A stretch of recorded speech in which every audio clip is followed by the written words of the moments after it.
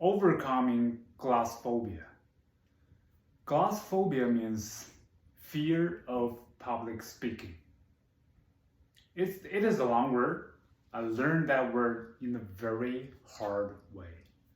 24 years ago, when I was a freshman in university, I participated in an English speech contest. Actually, that's my first public speaking. Fortunately or unfortunately enough, I made to the final round. And then it's my turn to come on the stage and stand in front of the podium. I was standing there looking down. There were 200 people in the lecture hall waiting for my speech. My hands were shaking. I was sweating. My heart raced. My throat was tight. After a couple of sentences, I don't know what to say. I can't remember anything. My mind goes blank. And the host was kind enough, seeing me standing there like this, and invited me to come down the stage and calm down a little bit. Of course, after a while, I was warmly welcomed back to the stage again to finish my speech. You can imagine, it didn't end up very well. I barely survived about the feedback from the evaluator. After that, I ran away. Mr. Chair, fellow Toastmasters, and distinguished guests, that was my first public speaking. Fast forward 20 years, when I decided to make a change and move myself and my family to Canada 3.5 years ago. I got a job at the Home Depot, Canada. At first beginning, everything goes well, started good. And soon enough, I realized that public speaking, or speaking in front of people, is really a challenge for me. Day to day, I feel that. It's not only about English is not my first language, it's more about the way you structure your presentation, whether you can confidently deliver your presentation where people can understand your ideas. That was really struggling me every day. When I was trying to present something, people don't understand. And then I was looking for some magic pill I can eat and I can change or improve overnight. I remember doing one virtual meeting with the US team. They have a team member shared her experience about Toastmaster. She is a Toastmaster member and she shared with us what Toastmaster meeting is doing and how it can help people improve on their public speaking. I was thinking that is something I should give it a try. I should challenge myself, come out of my comfort zone, and give it a try. Nothing hurt. That's how I started with the virtual Toastmaster clubs. And 18 months later, I'm here to reflecting my path of presentation mastery pathway. Looking back all the speeches I delivered, there are so many teachable moments, lesson learned, great memorable experiences. But today I want to share with you 2 aha moments through the journey. The first one, write down your script word by word. I know. Advanced speakers are going to be laughing at me. Hey, what a silly idea. Some speakers are going to say, it never works. I just write down the key points. I cannot memorize word by word. Let me explain why I think it works for me and it will work for you as well. Especially if you're a beginner or intermediate speakers, that is something there for you. Remember, one of the key reasons that you feel nervous, you feel fear, you feel anxiety when you have a public speaking is because you are afraid you might forget what you are supposed to say. What if I tell you, you can read your script during your presentation, you're never gonna be forgetting what you're about to say? What do you feel? You feel relieved. You feel relaxed. You feel you can be yourself and read the script and deliver your speech naturally. That's the reason I think this will help for you to release your stress about public speaking. I noticed that when I was preparing my icebreaker speech. By the way, icebreaker speech is the first speech you deliver after joining Toastmaster Club. The icebreaker speech is to introduce about yourself. It's the most familiar topic you can have. Talk about yourself, introduce you to the rest of the Toastmaster members. You need to deliver 5 to 7 minutes speech. I thought, hey, how hard it could be. Just 5 to 7 minutes talking about self.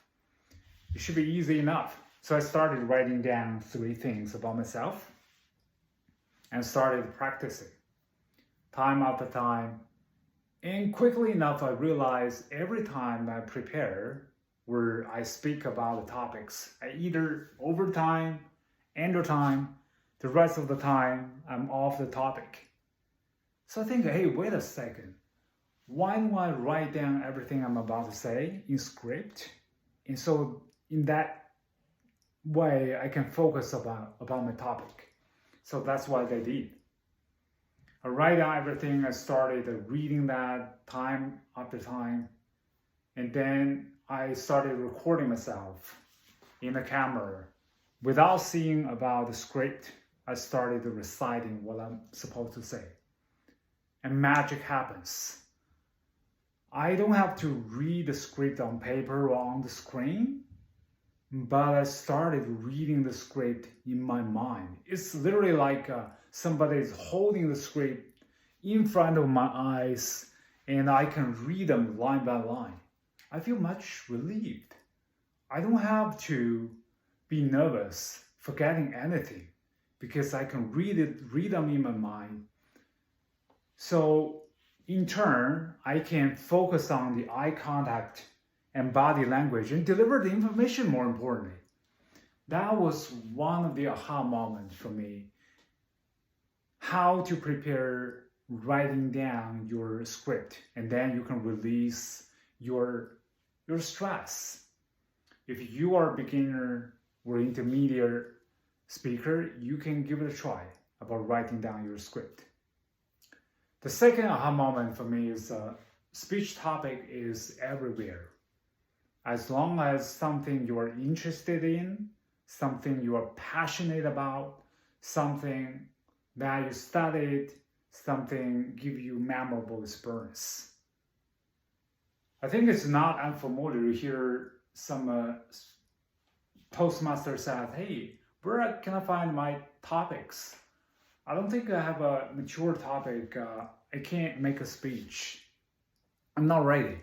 I ask my mentor all the time. But the advanced speakers, they're going to be telling you speech topic is everywhere. It could as simple as the movie you watched on Friday night, or some places you visited during a weekend, or if a holiday you are celebrating. I delivered a speech about Chinese New Year or Spring Festival 3 times in 3 occasions. I prepared that speech before delivered during Toastmaster Club. I was thinking, hey, I could practice that in one of the team meetings. So before end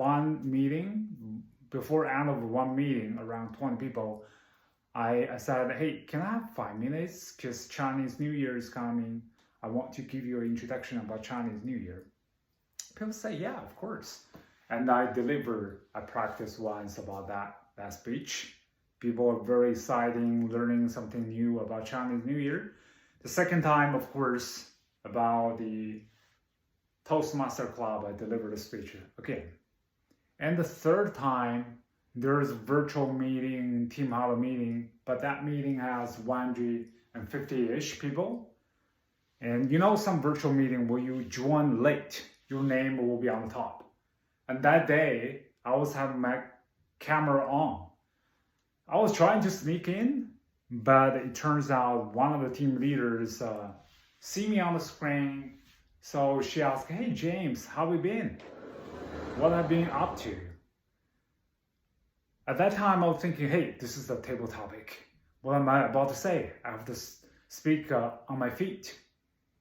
And then, soon enough, I was celebrating Chinese New Year, prepare for Chinese New Year, and then I started delivered a speech, talking about some anecdotes of Chinese New Year, why people are celebrating Chinese New Year, and how people are celebrating Chinese New Year.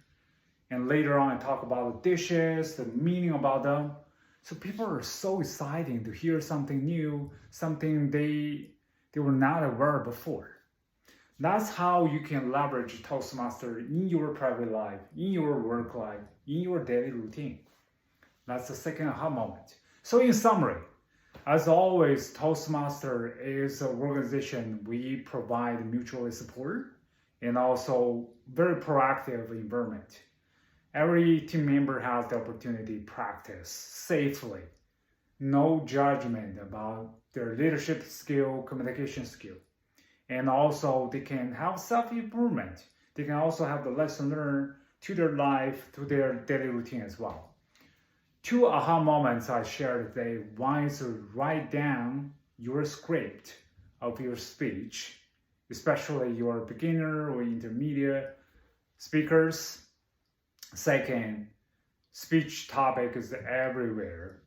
As long as you listen to your feeling and go a little bit deeper and put things together, you have your speech.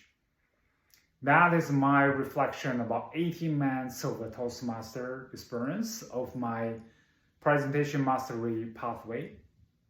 Hope you enjoy my speech. I'm also looking forward to your sharing about your story of your journey of your Toastmaster. Back to you, Mr. Chair.